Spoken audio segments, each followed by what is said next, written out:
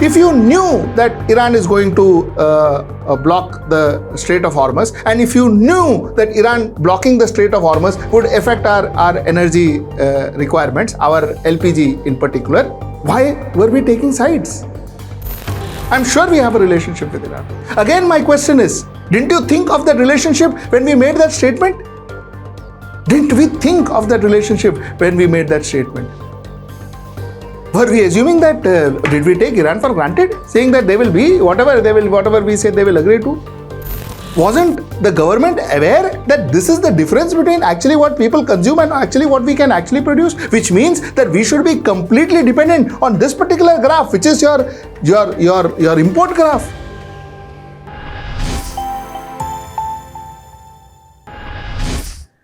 Namaskar. As the US-Israel-Iran war progresses, problems for LPG in India progresses too.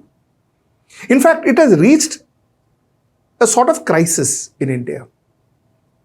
Let us discuss LPG, let us discuss our foreign policy, let us discuss why we have reached this crisis, so on and so forth. But before we get into the analysis, let us first talk about some basic fundamentals of LPG, our produce and our distribution in India.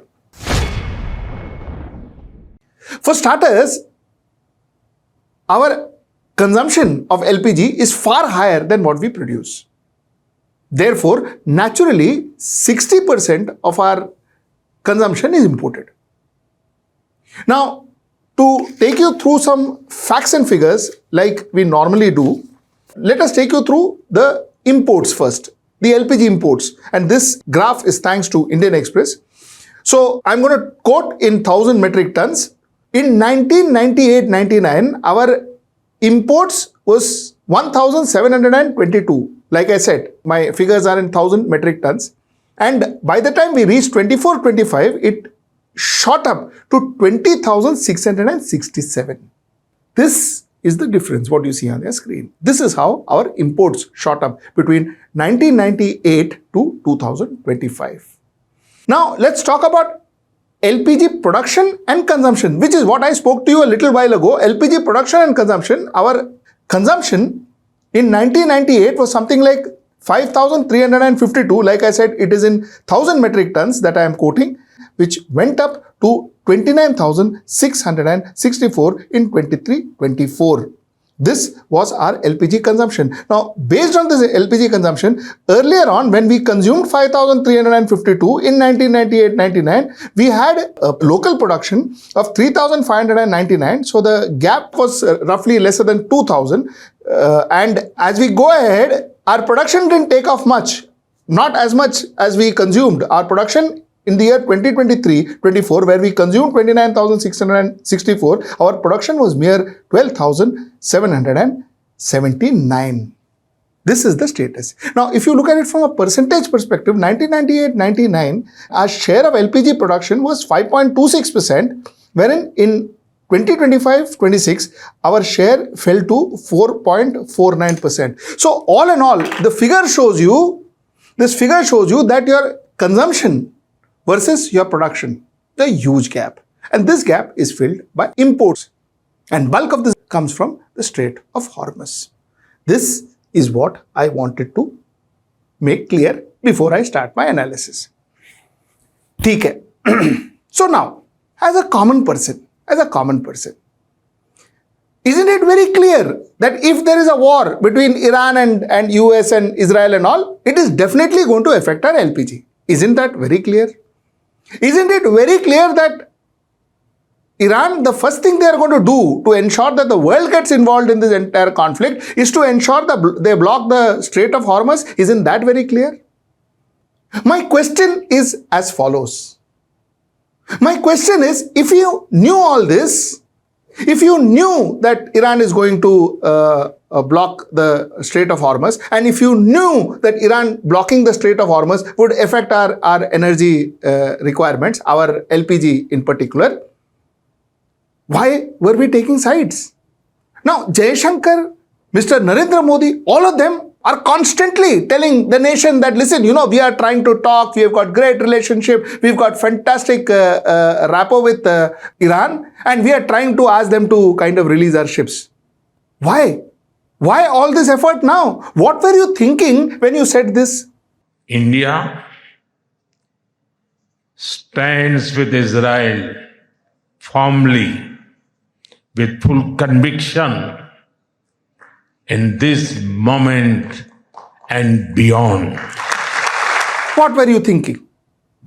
Didn't you know that there could be a crisis? Like I said, wasn't it very clear that the Strait of Hormuz would be the first target for Iranians, so that it affects the world, so that the world gets involved? Isn't that simple understanding? Last time when I said that, do we have a strategy when we talk foreign policy, this is what I actually meant. Strategy is when you think. Reaction is when you start acting and running, saying that, like for instance, Jaishankar has made a statement that, finally Iran has allowed 2 ships to pass through. He made a statement. This is reaction. This is reaction. Mr. Narendra Modi tweeting, saying that, listen, we are bothered about our ships, and our supplies. These are reactions. Didn't we think about it when we made those statements in Israel? Didn't we think about it? Wasn't that obvious? If it wasn't, then we lack strategy. That's the point I made, and I'm reiterating. Then we lack strategy. We should rethink the way we are dealing with the foreign world.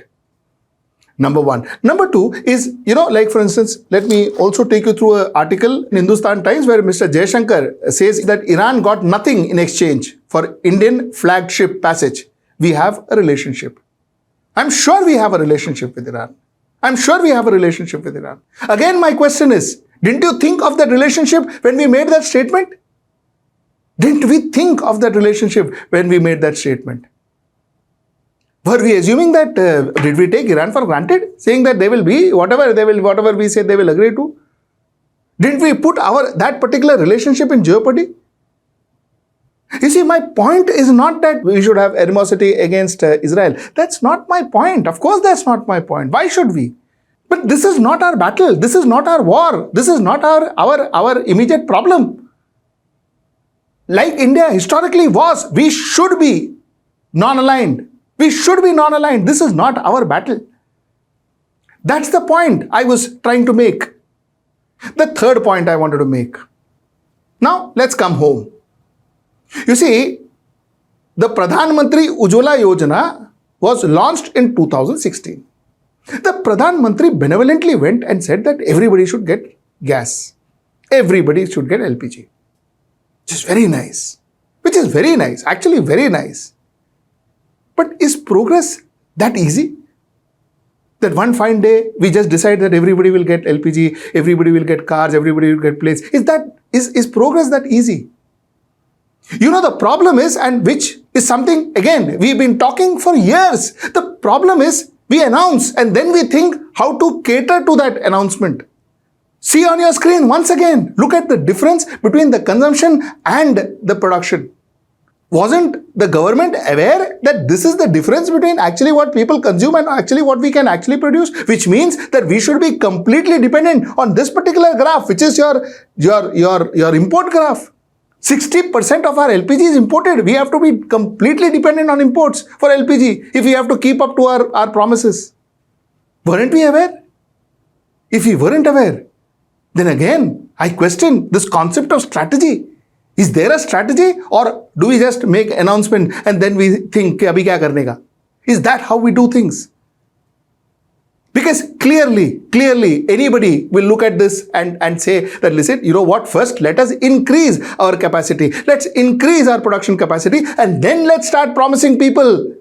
Because otherwise, it will never be permanent. And this is exactly what we are seeing now, a friction in the Middle East, and here we are. So, all in all, like I say, while I understand that, promising big things is good for politics, it's good for votes, and it is also good to keep the people happy, but are we really progressing with these kind of promises? Promises that doesn't have basic foundation? promises like building bridges and metros which starts leaking and developing cracks the next day? Will those promises actually take us towards progress? That's the question. I leave you with, please write down your comments in the comment box below. And till I see you next time, that's tomorrow at 10. Namaskar.